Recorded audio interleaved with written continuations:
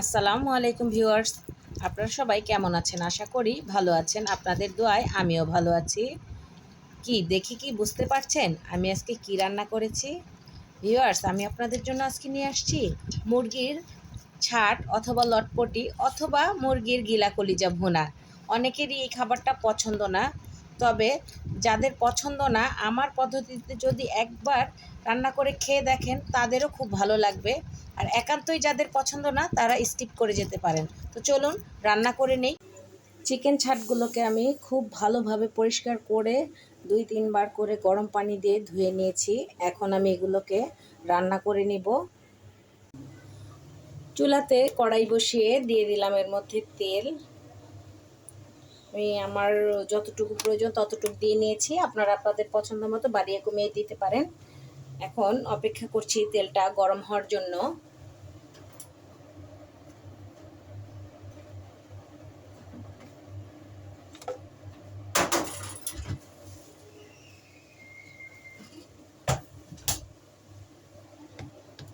তেলটা গরম হয়ে গিয়েছে, এখন আমি এর মধ্যে দিয়ে দিচ্ছি পেঁয়াজ কুচি। বেশ অনেকটাই পেঁয়াজ কুচি দিয়ে দিলাম, আর এরই সাথে আমি কাঁচামরিচটাও দিয়ে দিলাম। আমি খুব ঝাল করে রান্না করব এই জন্য, আর এই ধরনের খাবারগুলো ঝাল ঝালই ভালো লাগে। তো আমি পেঁয়াজটাকে ব্রাউন কালার করে ভেজে নিচ্ছি। পেঁয়াজটা এই যে ভাজা ভাজা হয়ে গেছে, এখন আমি এর মধ্যে দিয়ে দিচ্ছি 1 টেবিল চামচ পরিমাণ আদা বাটা।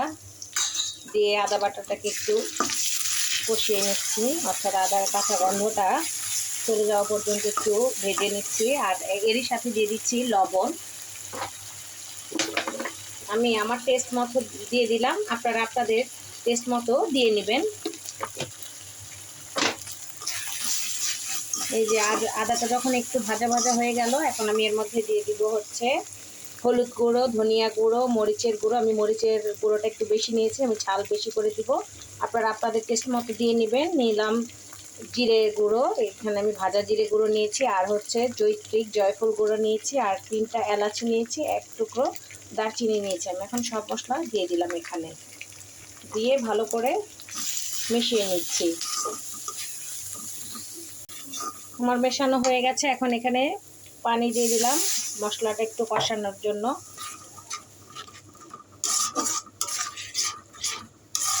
একটু অপেক্ষা করে নিচ্ছি মশলাটা কষার জন্য। মশলাটা কষে তেল ছেড়ে গিয়েছে, এখন আমি এর মধ্যে দিয়ে দিচ্ছি সেই মুরগির ছাটগুলো।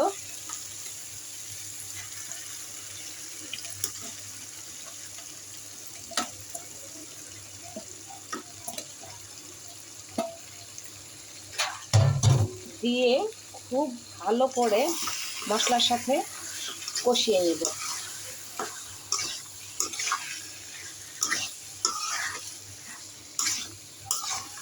এখন আমি ঢাকনা দিয়ে দিচ্ছি কষানোর জন্য। ঢাকনাটা উঠিয়ে একটু নাড়া দিয়ে দিচ্ছি, এতে করে তলানিতে আর লেগে যাবে না। এই যে খুব সুন্দর, এখনই মনে হচ্ছে খেয়ে ফেলি, খুব লোভনীয় হচ্ছে। এখন আমি আবার ঢাকনা দিয়ে দিচ্ছি। আমি বেশ অনেকটা সময় ধরে এটাকে কষিয়ে নেব পানি ছাড়া।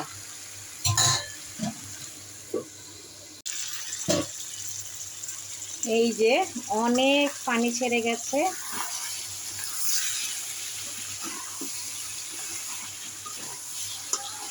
এটাকে এখন সিদ্ধ হওয়ার জন্য আমি আর একটু পানি দিয়ে দিব।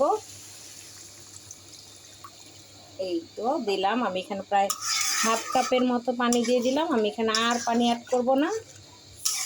এখন ওইটাকে আবার একটু ঢাকনা দিয়ে ঢাকনা দিয়ে দিলাম পানিটাতে বলক চলে আসার জন্য। খুব সুন্দর বলক চলে আসছে। আমি এখন আর ঢাকনা দিব না, ঢাকনাটা এরকম করে রেখেই চুলার আঁচটা মিডিয়াম টু লো করে দিব। তাহলে এটা আস্তে আস্তে সেদ্ধ হবে আর রসটা একদম টেনে যাবে। আমি এটা একদম মাখা মাখা করে নেব, তাহলে ভালো লাগবে।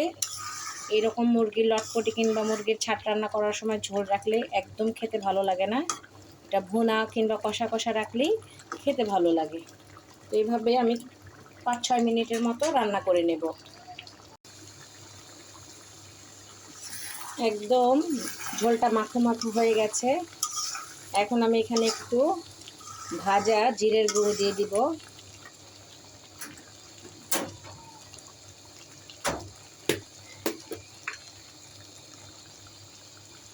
যে প্রায় হাফ চা চামচের মতো দিয়ে দিলাম, কারণ আমি এর আগেও ভাজা জিরের গুঁড়োই দিয়েছি। চাইলে আপনারা এখানে বাটা জিরের গুঁড়োটাও দিতে পারেন। দিয়ে একটু মিশিয়ে দিচ্ছি। মিশিয়ে 5 মিনিটের জন্য ঢাকনা দিয়ে রাখবো।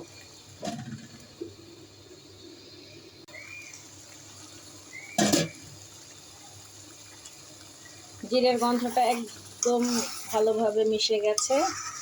আর আমি আর 5 মিনিটের মতো এটাকে জাল করে নিব। দেখেন এখনই দেখতে কত লোভনীয় লাগছে।